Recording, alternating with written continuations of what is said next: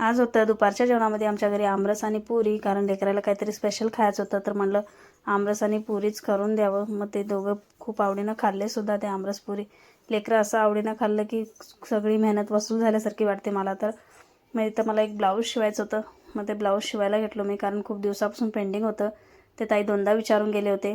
मग म्हटलं तिसऱ्या वेळेस तरी त्यांनी विचारण्याच्या आधी त्यांना द्यावं. मग ते शिवजपत्र म्हणजे लेकरं पण ट्युशन आले होते. मग तेवढ्यात मी इथं थोडं केस बांधून मला तरकारी आणायला जायचं होतं. आमच्या इकडं दर गुरुवारी तरकारीचं मार्केट असतं.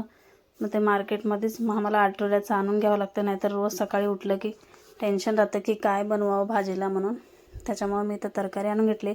मग ते सगळं भाजीपाला वगैरे निवडून घेतला, कोणतं कशात ठेवायचं ते ठेवून गेलेलं फ्रीजमध्ये. मग तेवढ्यात मला इथं संध्याकाळी जास्त काही स्वयंपाक करायचं नव्हतं, म्हणून इथं भाकरी करून घेतली मी, कारण दुपारची भाजी वगैरे होती तेच.